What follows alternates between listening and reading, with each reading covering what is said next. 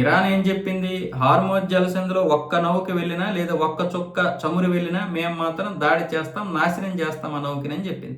దానికి ప్రతీకారంగా అమెరికా ఏం చెప్పింది? మీరు ఒకవేళ హార్మోజ్ జలసంధిలో వెళ్తున్నటువంటి నౌక మీద దాడి చేస్తే ఒక్కొక్క దాడికి ఒక్కొక్క వంతెనని లేదనుకుంటే ఒక్కొక్క పవర్ ప్లాంట్ని నాశనం చేస్తామని ట్రంప్ ప్రకటించాడు.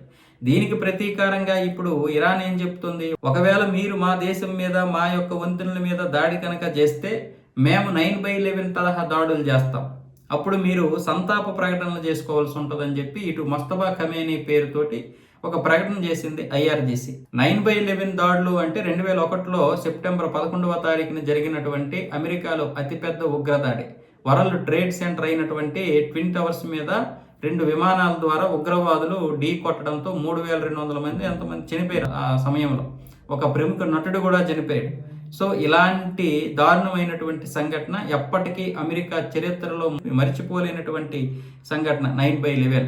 అది ఇప్పటికీ కూడా మర్చిపోలేరు. అంటే ఇప్పటికే కాదు, అమెరికా చరిత్ర ఉన్నంత వరకు కూడా ఈ యొక్క సంఘటనను మర్చిపోలేరు. అలాగే మన దగ్గర 2008లో 26/11 ఏదైతే ఉందో ఆ రోజు జరిగినటువంటి ముంబై దాడులు మనము ఎలా మర్చిపోలేమో, వీళ్ళు కూడా ఆ విధంగా అమెరికా యొక్క చరిత్రలోనే మర్చిపోలేరు. అంత పెద్ద దాడి జరిగింది. దానికి ప్రతీకారంగా అమెరికా 2011లో ఒబామా హయాంలో బిన్ లాడెన్ని ఒక సపరేట్ ఆపరేషన్ చేసి మట్టుపెట్టారు. ఆ యొక్క బిన్ లాడెన్ యొక్క శవం కూడా దొరకకుండా సముద్రంలో విడిచిపెట్టారు.